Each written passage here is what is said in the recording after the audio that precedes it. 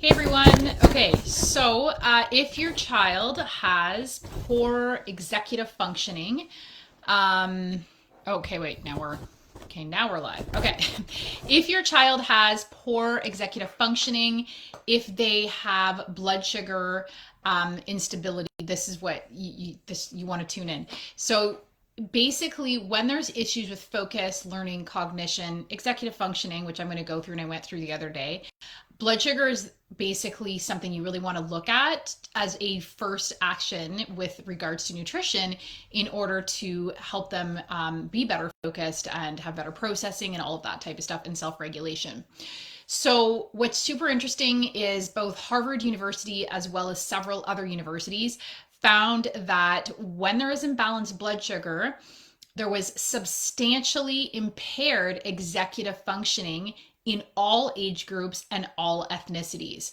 So it just goes to show how important a simple thing that you might not even be aware of, because when we think of a blood sugar being imbalanced, we often think of diabetics and so forth, not realizing that maybe our child has imbalanced blood sugar. Maybe that's why they eat Pop-Tarts for breakfast, or even oatmeal with all kinds of added sugar, or even something that can seem harmless like honey or something. And because they're super sensitive and prone to this, all of a sudden their behavior changes, or they're not as focused, or they're just kind of scattered. That whole executive functioning becomes affected. And if it becomes a chronic condition, it can just seem like that's just who they are. So just a reminder, executive functioning, if you don't know what that is, because I know there's the group of parents who are aware what executive functioning is because they had a psychoed evaluation. They found out that that's one of the core factors with their child's learning or attention issues. It often is with any of this.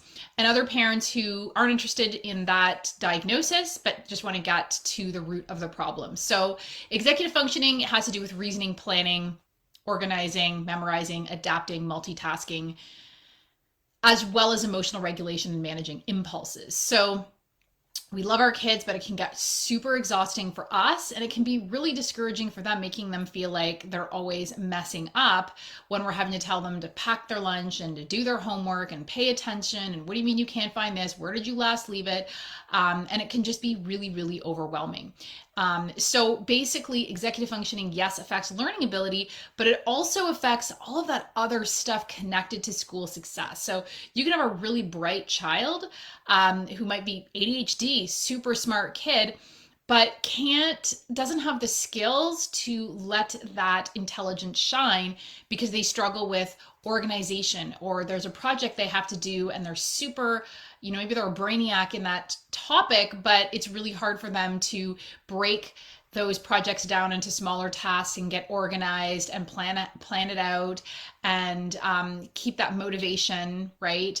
And execute the different tasks they have to do, and then actually complete the task without losing all the different parts and so forth. So basically, it really has to do with a set of skills that can lead to success. I remember I had a teacher in high school who said organization is the key to success, and I definitely can agree that that's a huge component of success that's often underestimated. So whenever your child has executive functioning issues, it can feel like there are so many things that they can't do. It can feel like, oh, they can't manage their impulses, and they can't self-regulate, and they can't get organized, and they can't seem to multitask or follow a series of instructions, which is connected to auditory processing, by the way, as well. And so if we start focusing on, okay, how do I do this, and how do I get them better organized, and how do I get them to manage their impulses, it can feel like you are running all over the place and totally overwhelmed. However, if you look at these, instead of looking at them as individual factors, if you look at the big picture, and instead of managing each individual problem, instead address the overall causes, if you will, that's contributing to this breakdown with executive functioning, then things become a lot easier and manageable, and there's actually, hope to truly address it. So there's a lot of things to do that you have to address when you're addressing executive functioning. In my 6-month program, we address nutrition, gut healing, detoxification, all the factors that break down or that cause breakdown, biochemically in the brain. and kind of short circuiting, but also we look at the actual organization of the brain. So left brain development, obviously if there's primitive reflexes that is affecting their ability to easily access their prefrontal cortex and so forth, where a lot of executive functioning occurs. But the first place we always start in my program is nourishment, not elimination or crazy restrictive diets that are impossible to follow. But we start off with simple ways that we can look at a child's diet, what they're already eating, and how can we make it more nutrient dense and work so that they can have more success in school and in life. So the first thing you want to do is you want to make sure your child is eating a morning breakfast that's high protein and high fat. It doesn't have to be bacon and eggs every morning. It could be a smoothie with some MCT oil and some kind of protein powder, something like that. Secondly, you want to make sure each meal has protein and fats, and preferably even the snacks. The more you can do that, the more you're going to be able to stabilize their blood sugar. And it's also going to cut all this constant grazing and saying they're hungry and so forth. Third thing for blood sugar regulation is sleep. Sleep is really, really important for not only curbing cravings, but just insufficient sleep will throw off blood sugar levels. So it's going to affect mood, it's going to affect focus, learning, and all of that. And it's going to, if their blood sugar is off because of poor sleep, then they're going to crave the very thing we don't want them eating, which is excess carbs and sugar. Number 4, cinnamon. Unless your child has an insane aversion to cinnamon for whatever reason, put that stuff on everything because it's great for helping to stabilize blood sugar. It's packed with chromium. Number 5, reduce refined whites. So refined flour, sugar, processed foods, all that type of stuff. So that's where in my program we focus on nourishment and how can we crowd stuff out. So we don't have to do insane restrictive diets where it's like, we're not eating any of this anymore. We look at what are we eating? How can we shift? How can we shift that into something healthy one at a time? So this is slow and sustainable.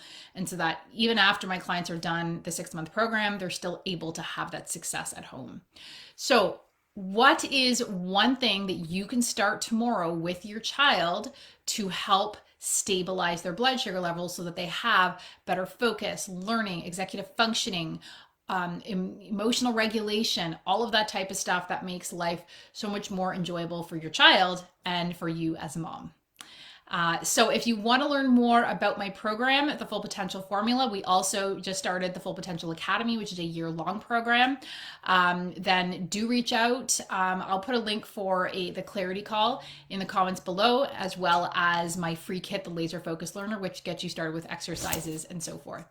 So thanks for watching, everyone. Have a fantastic day. Bye.